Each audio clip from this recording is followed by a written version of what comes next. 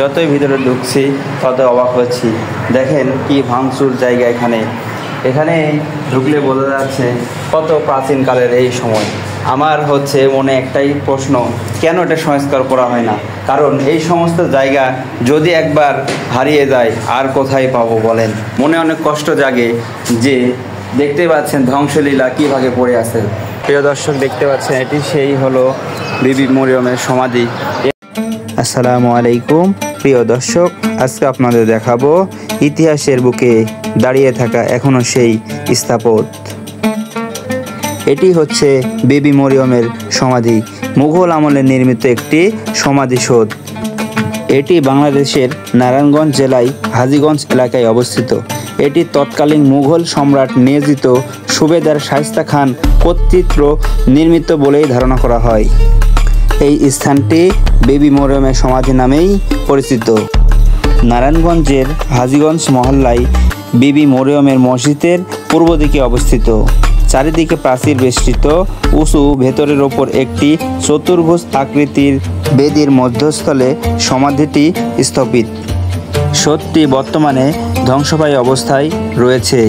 এক গম্বুজ বিশিষ্ট বর্গাকার এই ইমারতটি চারপাশ ঘিরে রয়েছে খিলান ছাদ বিশিষ্ট বারান্দা এবং খিলান ছাদ এক অংশ ভেঙে পড়লেও খিলান ছাদ শোভিত প্রবেশপথ সহ দেয়ালের অধিকাংশ বিশেষ এখনও টিকে রয়েছে।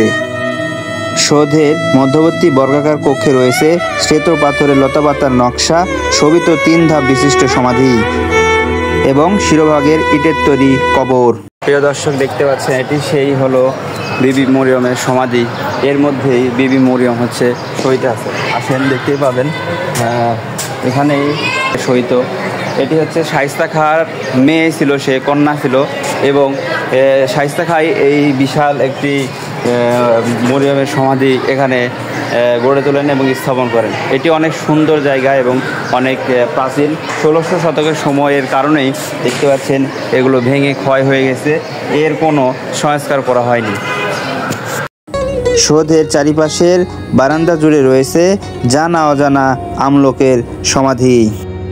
সৌধে সমাহিত বিবি মরিয়মের পরিচয় নিয়েও মতবিরোধ রয়েছে। সৌধের খাড়া আকৃতির গম্বুজ এবং অপার স্থাপত্য বিশিষ্ট নিখরে আহমদ হাসান দানি এই সৌধকে ঢাকার লালবাগ দুর্গ প্রসঙ্গে ইরান দত্তক ওরফে বিবি পরীর সমাধিসৌধের সমগোত্রীয় বলে মনে করেন এবং তিনি এই বিবি মরিয়মকে বাংলার মুঘল সুবাদার শায়েস্তা খানের কন্যা এবং ইরান দত্তকের ভাগ্নি তুরাক দত্তকের সঙ্গে ও ভিন্ন বলে মনে করেন। কিন্তু সৈয়দ মোহাম্মদ তাইফুলের মতে এই সমাধিটি ঈশা খান সমাধি আলার পল্লী জৈনক মরিয়ম খাতুনের সমাধিরূপে নির্দেশিত। দুটি কারণেই তাইফুলের মতকে কিছুটা বিশ্বাসযোগ্য মনে হয়। কি বলবো আপনাদের, এই সমস্ত জায়গায় আসলেই মনগুলো অন্যরকম এক প্রশান্তি লাভ করে। কারণ এই ইতিহাস, এই মানুষ, সেই আগের মানুষগুলোর কথা মনে পড়লেই আমার অন্যরকম এক বিষয় মাথায় চিন্তা ঘুরপাক করে। তো দেখতে পাচ্ছেন এই পুরাতন এই স্থাপত্যগুলো কত সুন্দর নিখুঁতভাবে বানানো হয়েছে। বিবি মরিয়মের সমাধির পাশেই এইটি একটি গেট। এই গেটগুলো দেখেন কি সুন্দরভাবে তৈরি করা হয়েছে। এর নকশাগুলো দেখলে বুঝতে পারবেন যে কত সুন্দর। আসলে হৃদয় এবং মন থমকে যায় এই সমস্ত জায়গায় দেখলে। একটি সংস্করণ না হওয়ার কারণে দেখেন কি অবস্থা, এগুলো ভেঙে চুরে সব চূর্ণ বিচূর্ণ হয়ে গেছে।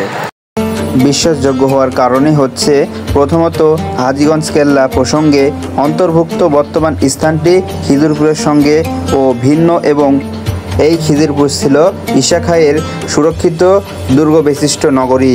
সামরিক ও নৌঘাটি দ্বিতীয় বিবি মরিয়মের সমাধিসৌধের স্থাপত্য রীতি প্রচলিত।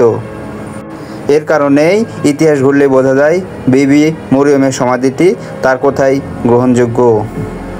সমাধিটির পাশেই রয়েছে বিবি মরিয়মের মসজিদ। মনে অনেক কষ্ট জাগে যে দেখতে পাচ্ছেন ধ্বংসলীলা কীভাবে পড়ে আছে। এটি ভেঙে চুরে একবারে বিচ্ছিন্ন হয়ে গেছে, লণ্ডভণ্ড ভিতরে সব অংশ। মনে খুব কষ্ট লাগে যে হচ্ছে কেন এটা সংস্কার করা হয় না। এটা যদি একবার হারিয়ে যায় আর কোথায় পাবো এই ইতিহাস, কোথায় পাবো এই সাম্রাজ্য, কোথায় পাবো এরকম স্থাপত। আসলে এটা দেখতে দেখতেই মন যেন অন্যরকম অনুভূতিতে হারিয়ে যাচ্ছে। প্রিয় দর্শক, এটি দেখতে পাচ্ছেন সেই বিবি মরিয়মের নামে এই মসজিদটি। এই মসজিদের মিনারটা হচ্ছে এখান থেকে, এই দেখতে পাচ্ছেন ওপরে, এখান থেকে মসজিদের হচ্ছে আজান শোনানো হয়। এটাই সেই দোতলা বিশিষ্ট মিনার। এই মসজিদটির সৌন্দর্য অন্যতম। এখানে নামাজ পড়ানো হয় এবং জুম্মার নামাজ পড়ানো হয়। দেখতে পাচ্ছেন ভিতরে নামাজের চলছে। তো এখানেই বিবি মরিয়ম মসজিদ নামেই সেই মসজিদটি সেই সময় থেকে পরিচালনা হয়ে আসছে। মসজিদটি সংস্করণের কারণেই এত সৌন্দর্য রূপ ধারণ করেছে।